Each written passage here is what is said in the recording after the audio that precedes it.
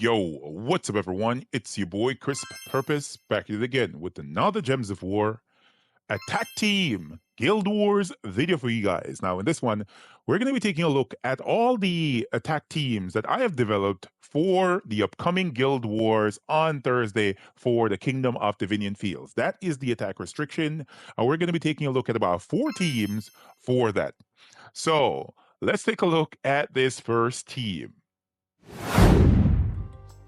So this first team is a pretty interesting team, right? So up front on this one, we're going to be having the Star Locket. This is a weapon that came in during the Divinion Fields Kingdom rework. It is a jewelry weapon from the kingdom that destroys gems in an X shape. So that's an X pattern on the board. It will bless a random ally for every yellow gem destroyed. This can prove to be very useful so as to counter classes like Elementalist that can stun, freeze, entangle, burn your entire team. This is going to be pretty useful for this event. As you guys can see, I have Elementalist here. You don't have to use Elementalist, but I decided to use it because it just helps you to immobilize the enemy team. Then we're going to be having the best generator in the kingdom, which is going to be Centurion. Even though he's not classified as a generator, he is often used as such. Monster Centaur, 13 mana cost, Dark Skies is a spell, we all know it. 10% chance to devour a random enemy, plus 10% for each wild card on the board, and he will convert all skulls times 2 wild cards. An amazing troop, and he is going to be coming in clutch in this event. He also has a skull damage reflect of about 25%. The wild magic trait as well can prove to be very useful. That second trait has a 25% chance to create a ×2 wild card when matching 4 or more gems, and then the From Dark final trait, it will summon a dark storm when an ally dies. That could prove to be very, very good. Then we have a new troop right here. The Katori King is on this team. This is really, really important for this event. One of the most essential troops simply because of the final trait, the Katori Roar. All Centaur allies will start battles with 50% mana if you have this traded and on your team. The spell as well can prove to be a useful damage dealing option. It deals, I don't remember the exact stats for this one, but it deals damage to 3 random enemies, and then it will create 3 to 6 times 3 wild cards. If it creates 6 times 3 wild cards, it's amazing. And if it falls short, wild cards can match with simply any gems on the board, so it allows you a great chance of an extra turn with the wild swipe spell. So the Katori King on many teams, you're going to see it here. It is important for this upcoming Guild Wars. And back of the team on this one, we have Sagittarian. This right here is really, really good as a one-tapping option in Guild Wars. You can straight up just one-tap enemy troops. Why? Because this deals true damage to an enemy. I don't remember exactly how much, but as you guys can see on screen for me, this is 138 true damage to an enemy. Then it will either steal magic, life, or armor from that enemy.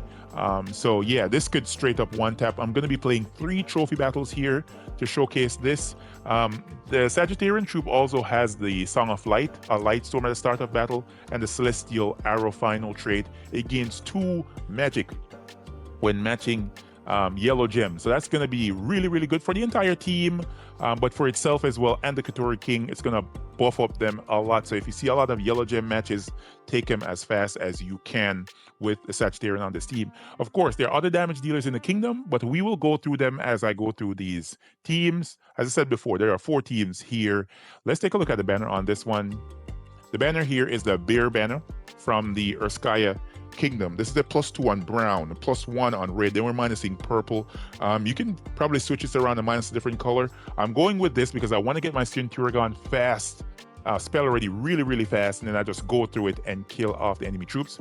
We're going up against a competent team here in PvP. This is Central Spire. This is a place that I tend to prefer to test teams because it's the closest, reflection to what I would expect in Guild Wars. Let's see if we can make this a really quick fight and make it happen here. Right, so let's go for mana to my preferred troop, which is my Centurion, and I need to get spell ready here as quick as possible. There we go, and if we can get something popping here, we should be good.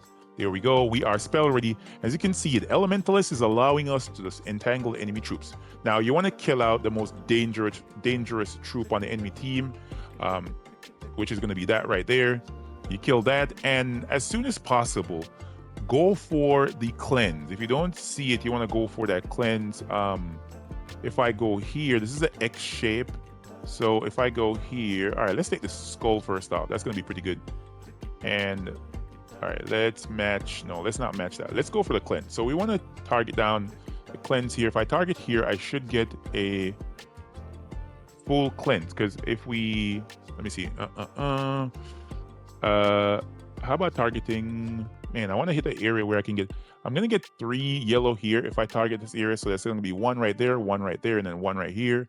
We're going to go for that. Let's see if I get a cleanse. There we go. We got Centurion cleansed up. And that's how you're going to be using the weapon. It's diagonal, right? I wish I could move the cursor diagonal, but it's going to be like 1 right there, 1 right here, 1 right there, and then 1 down here. If I was to target any of these gems, and it goes up here as well. I wish they allowed us to move the cursor diagonally, but you cannot, right? You simply cannot. All right, so let's go ahead and cast Centurion once again. Get my my Sagittarian spell ready. We can just keep on hammering them with skulls here. That is really, really good. And if you want to, you can cast a Katori King, but I would rather cast him as a finisher. You really want to take out the main damage dealers on the enemy team quickly, and now cast this as your main finisher. There we go. We killed them out. That was not problematic at all. And that is the first team. We will, go through more teams, as you guys can see. I did it slow so you guys can check it out and see exactly how it works. So the star locket at the top of the team for your main cleanser, somewhat a little bit board controlling option as well, but this is your main cleansing option. It's a really decent option within the kingdom for a weapon. And of course, Centurion, followed by the Katori King, and then Sagittarian is in the last slot as your main damage dealer. It's a really heavy damage dealer, and these guys can know from my first video covering Guild Wars, you want to focus on heavy damage, right? You don't want the enemy troops to be surviving after a hit. You're either going to kill them or near kill them. That is the focus for putting together your teams. Another team for Guild Wars is going to be following up right after this. World Breaker. The World Breaker is the focus of the second team for the Divinion Fields Guild Wars event. So the World Breaker picked up a decent buff in this recent rework. They put out information on Gems of War website that the developers decided to reduce the mana cost from World Breaker from 30 down to 28. That makes him a little bit more useful, but without a doubt, he's one of the stronger damage dealers in the kingdom. The spell Vorpal Blade will explode 18 gems on the board, then it will deal, then that's magic plus 5 damage to all enemies. Standard AoE damage with some board control. Really, really cool. He also has insane growth for his final trait. 5 to a random skill on matching 4 or more gems. So of course he could just get that 5 additional stats to his magic, which could be pretty useful. So yeah, he's going to be our main damage dealer on this team. Then the setup for the team is this. Centurion has moved up to the first slot in this one. We're going to be making use of the Infernal Armor first trait. And of course, the weapon of choice right here is the Broken Star. This is an exploding type weapon from the Divinion Fields kingdom. It explodes magic plus 1 purple gems, and then it grants a random status effect to all Centaur allies. Then it will summon a Centaur troop. Elementalist is the class for neutralizing the enemy team. You guys know my usual setup for Elementalist, so I don't need to go over it again. But for the sake of this video, I will Snap Freeze, Insulated, Stone Circle, Storms Aura, Rock Solid, Lightning Strike, and of course Fortitude is the setup for the class. World Breaker is going to be in the third slot. Then the Katori King is going to be at the back of the team. We might cast Katori King a lot more in this fight, simply because he is one of the main damage dealers supporting the World Breaker. And the banner on this one is the same as the previous team. So as you guys can see, we took out the Sagittarian, we changed the weapon, and we shuffled the team somewhat for this one to make it work a little bit better. I tried out this team, it worked very well, but we're going to check it out here against a Diamantina team, and this has a lot of damage here, but very little mana on this one. Let's hop into a fight. We are in Central Spire, 3 trophy fight. Let's see how this works out. And yeah, man, this is an interesting Guild Wars event coming up. I'm kind of excited about it. Hopefully you guys are excited about it as well. Let's match the 4+ gem matches as quick as possible. Then we want to get mana to our Centurion fast as hell. The quicker we get mana to Centurion, the better it's going to be for our team in getting spell ready and just destroying the enemy troops. All right, so let's swag it out right here. Let's get mana to the troops, and there we go. We are rolling very fast. So we have World Breaker, and once we have World Breaker, we're going to go for it by casting him. Big AoE damage. Because they have a Skull Storm, it is working out a little bit better for us. Centurion is making use of that very nicely, and we're just going to keep on matching skulls here, and the Caterite King should be able to kill him out. There we go, right? Simple, straightforward option here. I think it works nicely. I love this team because of how smoothly it worked. Of course, we had a beneficial aspect on the enemy team in that we had a Skull Storm, so Centurion was able to make use of that by converting all those skulls into ×2 wildcards. But yeah, that's the second team, man. That was pretty easy, pretty simple. I'm not going to waste any time. We're going to move on to the third team right after this. Herdmaster is the main generator option on this third team for the upcoming Divinion Fields Guild Wars attack. So his spell, Ancient Lure, is one of the best cleansing spells in the kingdom, if not the best cleansing spell in the kingdom, because it also generates mana by exploding magic +1 yellow gems, and then it cleanses all allies. It's pretty straightforward, really good troop. Some players might argue that his traits were better before the Divinion Fields Kingdom rework, but I think that his traits are still very good. The Herd Spirit trait, a 25% chance to summon a Centaur Scout on death, is still useful, and getting another troop into that first slot as a meat shield is pretty cool. And of course, as an air link, that's always welcomed on a generator troop. It makes it so easy to get the troop spell ready and start casting it and get the ball rolling for your team. So he's going to be at the top of this third team. Then we have another buffed up troop, which is Astral Mother on this one. Astral Mother picked up an additional buff to her spell in that she has an improved boost ratio from +7, I think, to +10 for each gem that she removes from the board with her Astral Shot spell. This, of course, is always welcome because this is a true damager. It's not the best true damager out there, but it's one of the better true damagers within the kingdom, right? It deals magic +10 true scatter damage, boosted by gems removed. Of course, this troop is great on a team because it has Impervious, so it is immune to all status effects, Devour, Lycanthropy, and Mana Burn. And it has an interesting final trait. I wish that they would buff this up somewhat, in that it only has a 40% chance to give Reflect to a random ally when matching, when my turn begins. I wish this was when you matched gems, you had a 40% chance. And I wish that it gave Reflect to all allies. That would be so good, right? That you would just match a 4-gem match, all the allies that have to Reflect. So if there's a big AoE damager on the enemy team and it does cast, it will probably kill that troop that casts against your team. Like, for example, there's a Chrysanthrax or a Stellarex or a Diamantina. Diamantina will get killed once it casts a spell against a team with Astral Mother on it.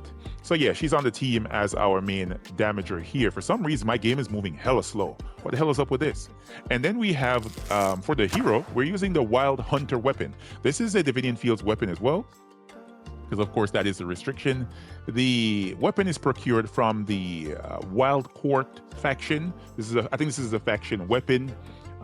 Hey Cam. Heyo. Heyo. So this will deal true damage as well to an enemy, and if the enemy has Hunter's Mark, it will deal triple damage. Then it will Hunter's Mark them. So it can be very synergetic with this team, true damaging from Astral Mother. Then you follow up with this as your main, killing option, just one-shotting them right after that Astral Mother cast. The weapon also has Mass Marked in the weapon upgrades. That is a very unique trait. I think only 3 weapons right now in Gems of War has that final trait. Mass Marked gives the ability of the weapon to Hunter's Mark all enemies, right? And particularly, this is important because Hunter's Mark enemies take double skull damage, right? So if you're able to Hunter's Mark an entire enemy team, you could, after just one cast, just start one-tapping them with skulls if they're within that damage range for your attack. So that is pretty cool to see. we are leaning into the Hunter's Mark option here simply by using the Thief hero class on this one. So Thief has the ability in the first talent, in the first set of talents, to select Hunt, which is Hunter's marking a random enemy on 4 or 5 of a kind. So you match 4-gem match, a random enemy will be Hunter's marked if they're not immune to Hunter's marks.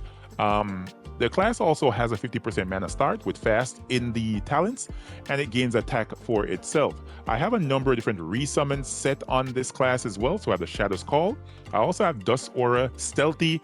The Child of Sky is going to be pretty important just in case I start losing troops and the hero is still there. I can just resummon in some troops here to keep my team safe. And then of course I have a instant killing option with the Rising Shadows final talent I should say, on my class. And then of course at the back of the team we have the Katori King as our means of getting spell ready really quickly with the Katori Roar final trait on that troop.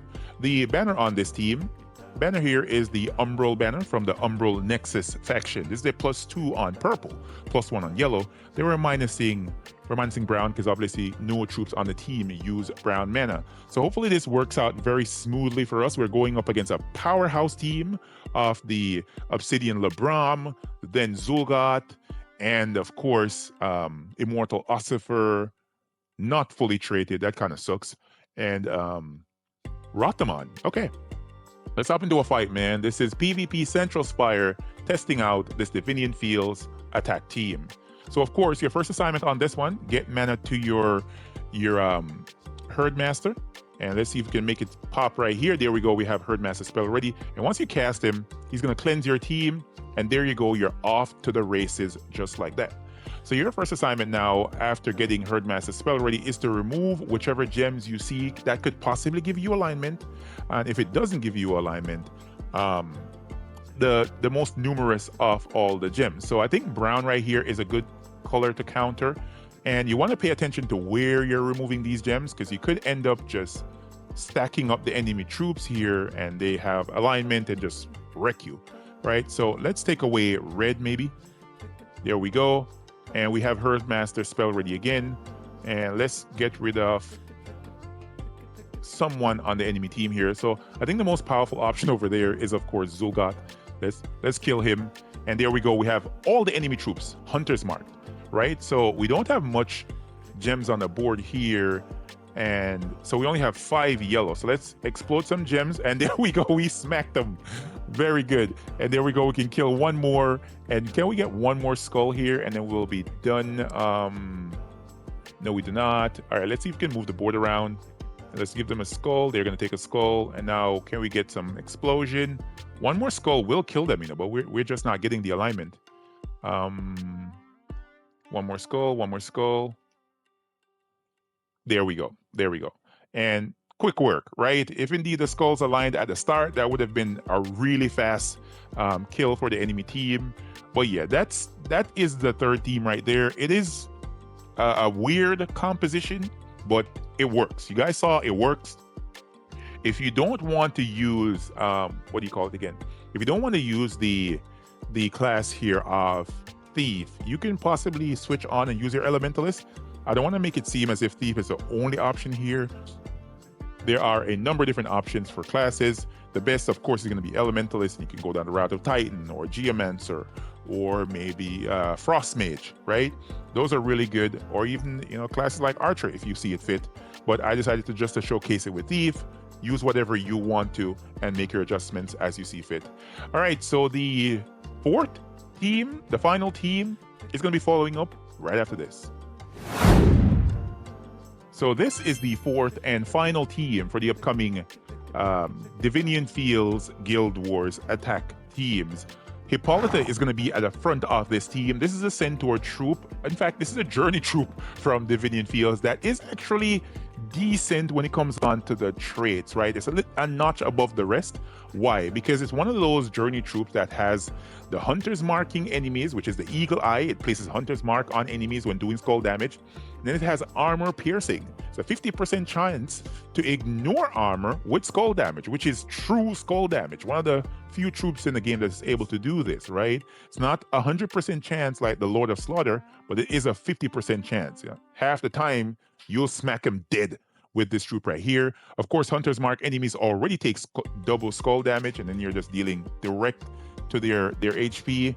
You could just end up one tapping them with this girl at the front of your team. We're not using it for the traits. We're hardly ever going to be casting this. Then we have Ragnagord on this one. This is also an amazing generator from the kingdom. Before Centurion was a thing, it was Ragnagord who was running the block, man. His spell here, Blitz'em, is an amazing spell. I hope that they put in something additional on this as to spice it up in the future. But even the way it is, it's still an amazing spell. It just explodes a particular gem. So pick which one you want to explode and blow that sucker up. Usually you want to pick the most numerous color on the board to get as much explosion as possible. Why he stands out is because he has a 50% mana start. So this is a epic troop from the kingdom that is just really good. A lot of persons don't remember. I think Ragnagord is a holiday troop.